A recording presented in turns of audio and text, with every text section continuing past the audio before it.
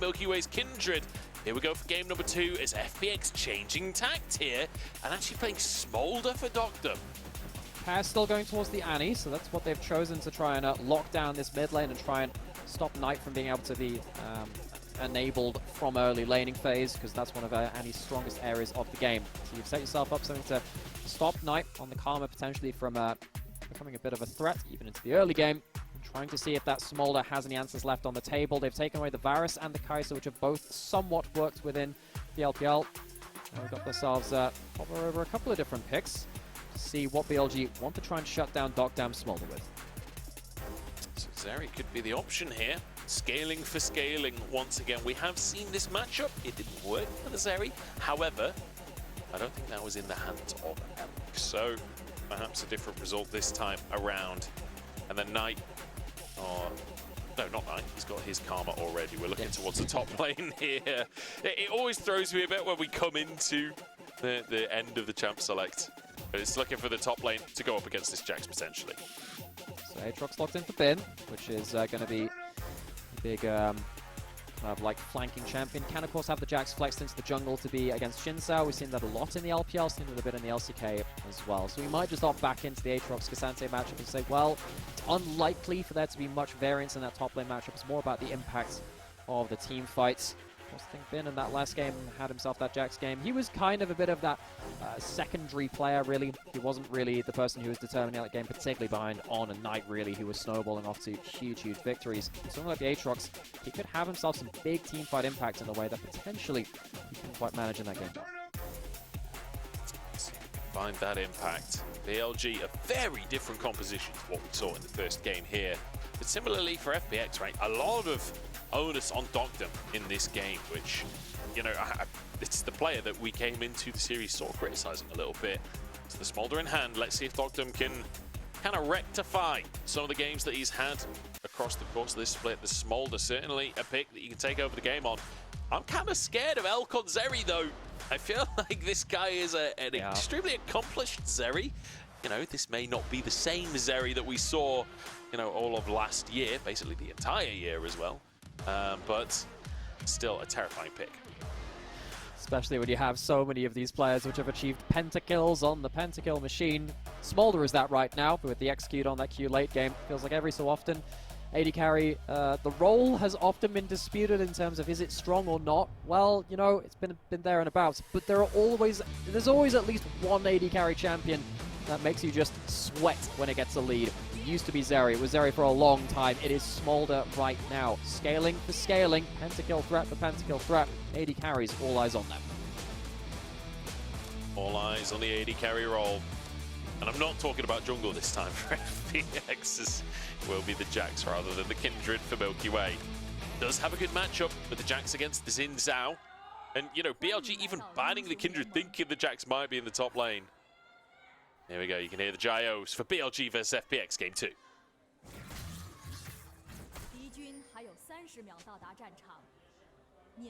I think we got the very end of the Gyos. Well, we got some of them. That's, you know what? I'll take it. It's nice to hear the crowd use their lungs a little bit and support their teams, especially in such a highlight matchup as this one. Knight is going to get just stunned twice over at level 1, take himself a decent amount of damage. Should still be able to get to recall without anything negative happening to him, though. So a little bit awkward, but nothing beyond that. Should be alright. We'll be able to reset before the minions, as you say. And so we'll see how this one's going to go down. Looking towards the junglers, though, as always, to start the game off, you typically want to be looking at this jungle pathing. And in fact, it looks like both junglers might start on the bottom side. MilkyWay pathing towards his blue buff here. So, pathing towards the top side for both teams, just accepting that we are playing scaling bot lanes here. We're not too worried about pressure in that lane. And even though you have junglers that can 3v3 bot side, because one of the ways you deal with scaling is you just go towards that lane and you set it up for success, but you can of course ignore it in the other way too. One of those weird kind of like paradoxes where you can play towards a lane by just ignoring it and isolating it, because it means that it's not going to be falling behind that way as easily. But even with something like the Xin Zhao and the Jax, which could impact that bot lane, as you rightly said, they're heading towards that top lane instead. We'll see whether they start fencing over something like a Scuffle. I don't really think this top lane matchup is one that's easy to influence that early. No, it doesn't feel that way. And you just saw popped up on the side of the screen. This is, I believe, I mean, I don't speak Mandarin. I'm kind of guessing at the translation slightly, but I believe that this is Bin's 400th game in the LPL and Shun's 300th game in the LPL, which, to be honest, in my head, Shun's a lot newer than Bin is, but there you go. Only a quarter extra LPL time for Bin compared to Shun.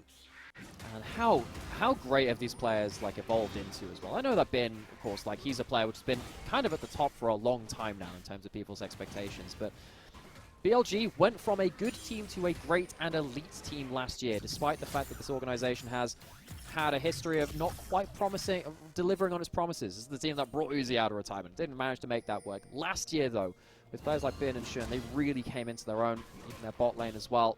Huge moments of that success as well. They find themselves after a very dominant game one, walking into the enemy jungle. The jungle we were just talking about, trying to assert his dominance against the enemy jungle.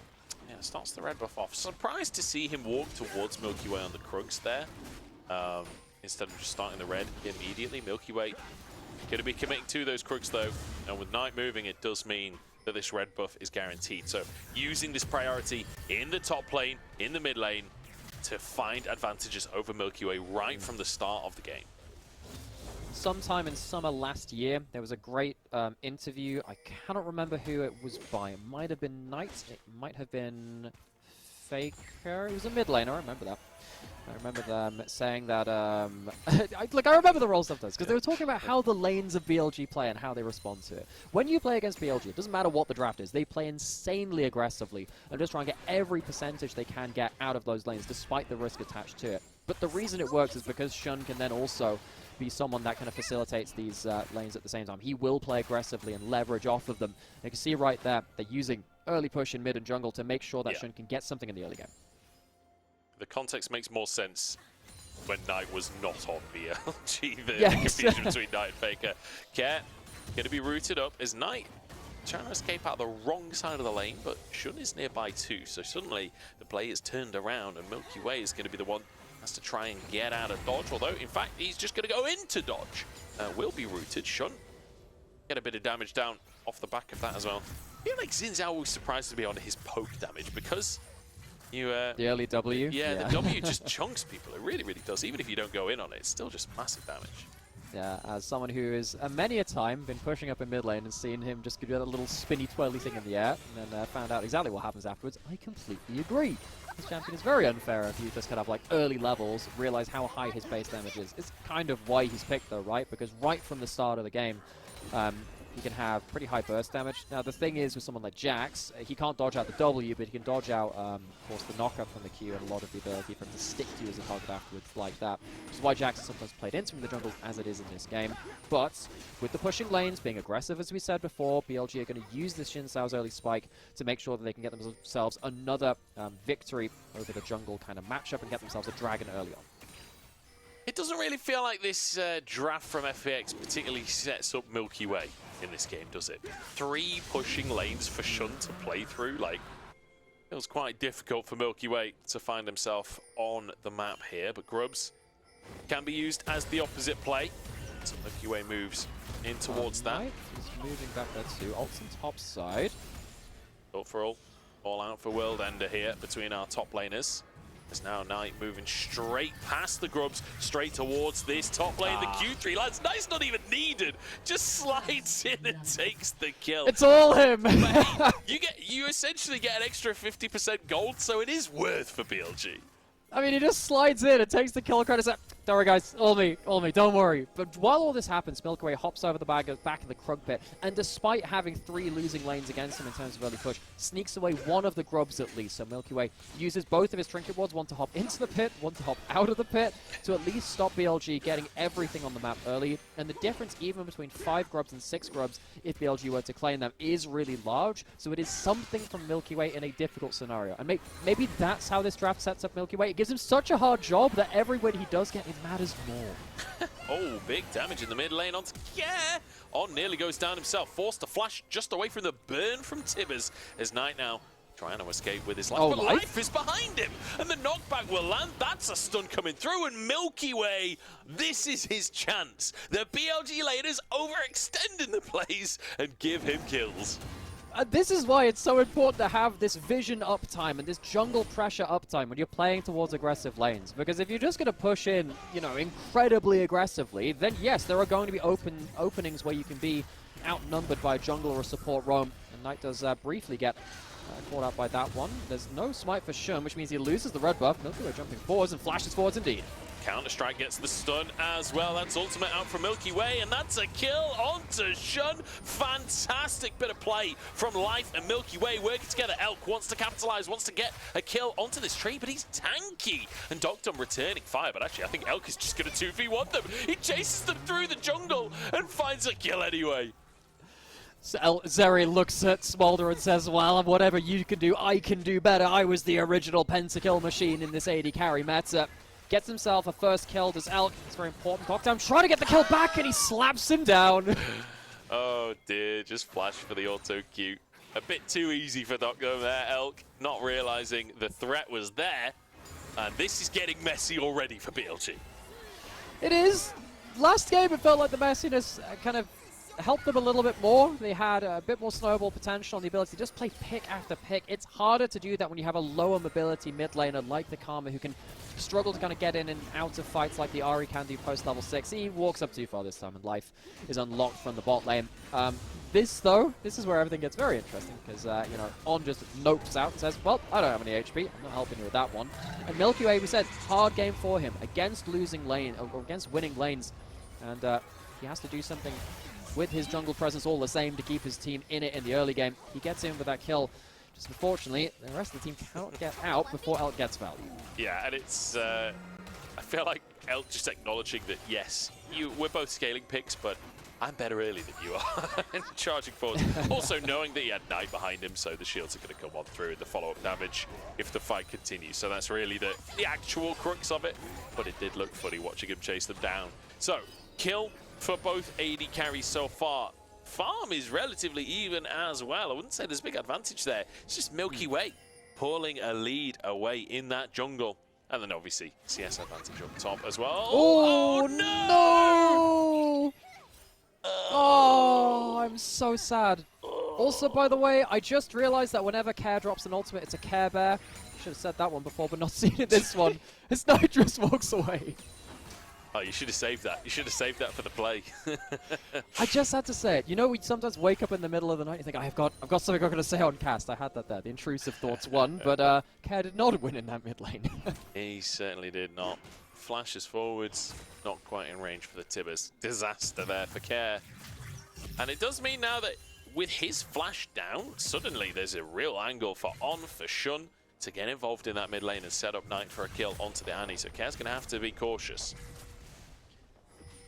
Well, Annie very much a pick that can kind of like farm pretty well for free with Qs, with the Qs under turret, and he'll be able to kind of like maintain playmaking potential even if his lane has been pushed in, because you can of course use that multi-shield to kind of run up to players as well. But you'd really like Care to be able to help MilkyWay out, because of course MilkyWay's not really had a great deal of help from these pushing lanes, because it's been really hard to do that against BLG. Need to really see what will happen now with Life's ultimate. I think that can be a really big game changer. Dragon startup, I don't think FPX will want to contest this. MilkyWay's not in the area anyway, but Life is just poking his head in, just to make sure that he definitely sees them doing the Dragon. He's got eyes on them. I think they do want to contest this, honestly. MilkyWay's in the area. Drake will be taken down, but maybe a fight anyway. The Tibbers finds one. It's another kill for MilkyWay as Elk just kiting it out. Counter-Strike is down. TPs come into the play from both top laners. Bin, though, just ain't tanky enough. Oh, yes, he is! I take it back, Bin. He puts them in the dumpster once again. Xioalaohu trying to buy space as Elk 2v1s once again. The enemy bot lane just torn to shreds. The minigun firing on all cylinders. BLG come to fight at the second Dragon. At FPX, I don't think they really understood the amount of early game pressure which they were going to be subjected to at that fight. The items haven't been completed yet for the likes of Deokdam. And even though Elk is on the scaling carry, that ultimate racks up a lot of damage unexpectedly. It's been a little while since we've seen the Zerian meta. And FPX, they kind of fall apart around the Dragon. On's been found and actually forced to flash there. MilkyWay doing a good bit of damage onto the enemy support, who On doesn't quite find his Q either, so not going to be able to sustain through this one. A ward in there, There we go. Second grub denied. FPX, that's enough for them. They've denied the mites. You know, the grubs will still be nice for Shun to finish off, but realistically, you've stopped that being a significant threat. It's nice when you've, yeah, it's nice because you're playing against so many of these pushing lanes, as we've talked about for the early game. Of course, that can transition into side laning in the mid game as well. Ben walking up towards this top side, lands himself a good W. He has the Profane Hydra, and there's no first item complete from Xioalaohu, so you can see him really out-trading this Cassante at this moment.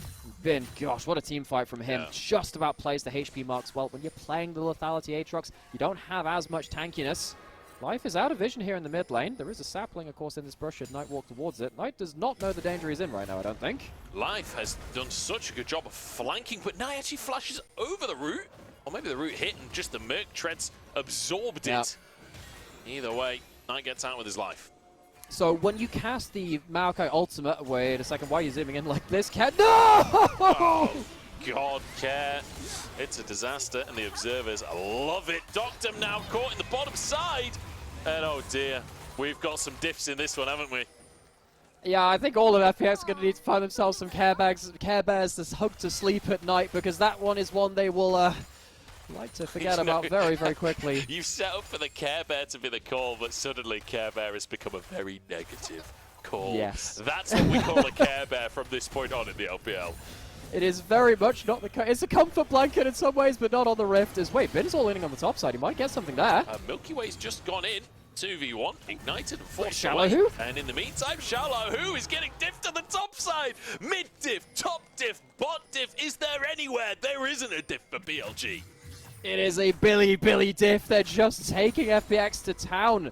And it feels like FPX, despite the fact that they are the fast-paced team within the LPL, they are falling really far behind the tempo of what BLG want to do. Tempo is in the sense that BLG are forcing them to respond to their plays. They are forcing them to respond on all lanes. And FPX do not have the stats or the items yet to respond to them. First, we're going to have a look at what happened in the bot lane. So we saw what happened in mid lane. We have to check out what happened between the AD carries. So Alk gets a little bit of a love tap onto Deokdam, and then he walks up to the lane. Zeri, walls. Yeah, Zeri Z. Read the description of it. Takes you over terrain. You don't have the terrain. You are not as strong enough in this early game. Top side, we already set that bin and hit the Profane Hydra. Very powerful power spike for him. Hits level 11, so has second rank of the world, and gets himself, of course, a great position where Xioalaohu has to ult him to get out of the Infernal Chain. So that brings him away from the turret. Means that, of course, Quinn can solo out that kill. I'm pretty sure the Q2 lands there because of the Q3 knockback. Yes. As on, gets his ward down, keeps himself safe, doesn't even have to use the blast cone there. Deokdam was considering flying over there, I think, and realized that Rakan was still there. Doesn't stick around, doesn't want to go too far forwards, and needs to get into that bottom lane.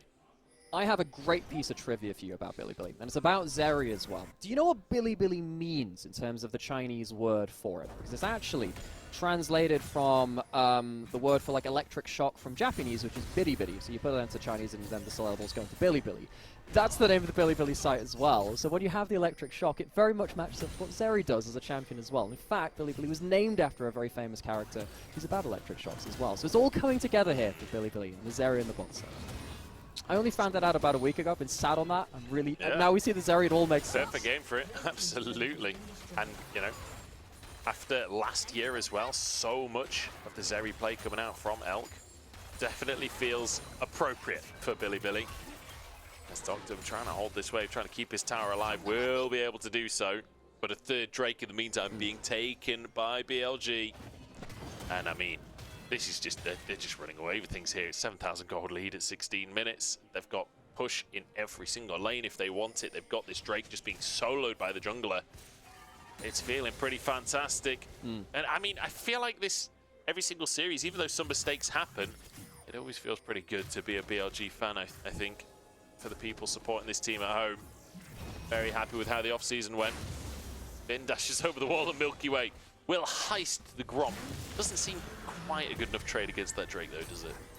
Yeah, not quite. If they get themselves this top lane turret, it's something because of objective bounties. They would have loved to potentially get a shutdown onto Bin as well, but FPX, the main thing is, they wanted to avoid a fight. We still don't have Iceborne onto Xioalaohu, which is a big moment for that.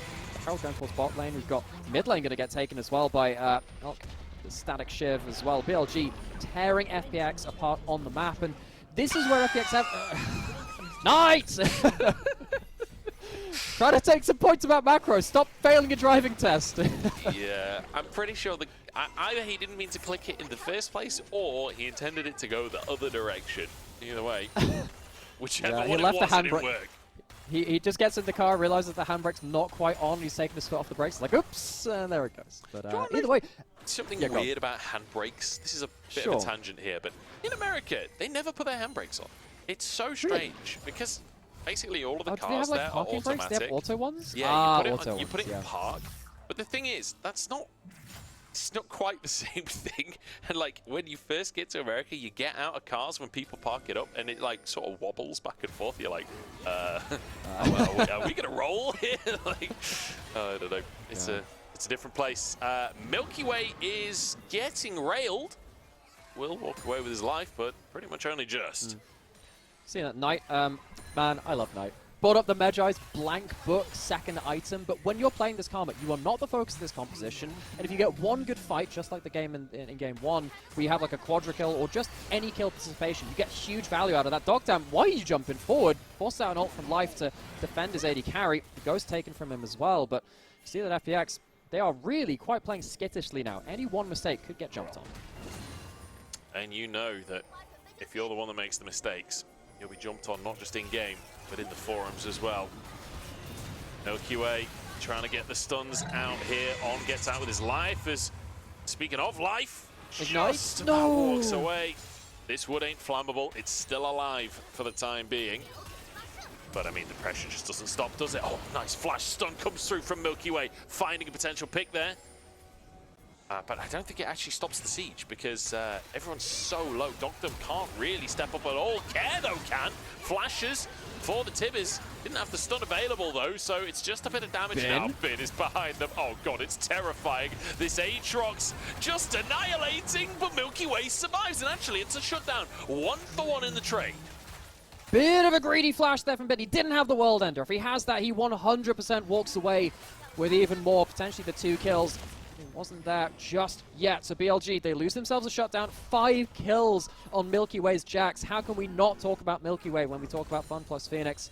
They have found so much success through this hotshot jungler. All of the rookies of the week, got himself player of the week and jungler of the week last time. But BLG have made his job very hard. Even despite that, he's managed to pick up some gold. But BLG, they're doing their very best to not make this game about him. How does this start off? Of course, just a recall on Vision. We'll see that when we get out of the replay. Double teleport onto Shun.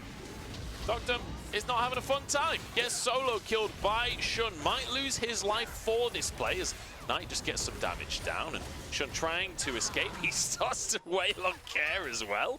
But in the meantime, into the mid lane go the rest of BLG. The cross map comes on through and it's a tier 2 taken. It is. So it's going to be 1-for-1, but then you also have the tower going over. So BLG win out once again. And while all of this is happening, because it's in split map fights, it's not these straight 5v5s, you have to remember, FPX have won so many games through superior macro, and BLG have struggled to close out games with that macro as well. They are the ones losing this game through a lot of this late game. Now, Deokdam makes a mistake, he overextends. The double teleports do get 1 kill back, but those are globals they won't have. Now, Bin is getting attacked. Alright, opportunity on the top laner here. Gets a bit of sustain. The Q3 keeps him alive as well. Okay, the CC should finally be enough, but it takes 4 members. And it still feels a little bit dicey. My goodness, Bin is a monster in this game. And I will say, one thing I'm a bit nervous about. 2 TPs committed to that play in the bottom side. If Bin or Knight, or I guess just Bin, this TP available, can pressure in the bot side, and that can open up for a Baron opportunity and or an inhib opportunity for BLG. And that is a worry, but at least FPX now have gotten 2 kills on 2 different side lanes, and that gets some gold back, and it stops BLG getting such a chokehold across all of the waves. Top lane is not being shoved into their side of the map. That's a positive for them. Dragons come up in 5 seconds, and they're going to be down towards that side of the map without BLG having top pressure. They won't have the Maokai ult, though, and that is a huge loss for them. What can they do to maybe force a winning fight? It looks so hard against the gold advantage. Care stun just onto On here as Shun jumps onto Life. That's after shot now for Life as Bin is looking to get into the play again. My goodness, look at them just tear through FPX. It's not even close. On will go down. Elk flashes away to keep himself alive. MilkyWay tries to finish it and does. The ultimate, Grandmaster's might for the shutdown here. MilkyWay is getting kills, but I don't know if it's enough because Drake is started by the rest of BLG, while Knight just corrals the remaining players on FPX. It's going to be sold to the side of BLG despite the kills, though. Knight manages to ward off Xioalaohu and MilkyWay, so they cannot stick around for anything more than just the shutdown onto Elk. It's a good shutdown. You've got 9 kills onto MilkyWay. This guy is really trying his best. But what can you do when the team fights are always going to start so poorly? Jax is not caught in this clump, and that's a bonus. He manages to at least get himself into the fight a little later on, but you've already lost all of your battle lines. Smolder is a champion that needs to be fighting front to back. There is no front, there is no back. It's just a scattered mess. MilkyWay gets something from it, but the rest of the team cannot succeed in the same way MilkyWay is right now. 9-1. How the hell are you 9-1 in this game? It's actually ridiculous. Like, there are very few junglers that could maintain any kind of scoreline. Remember when we said this draft isn't set up for him to succeed? Like, he's trying, folks.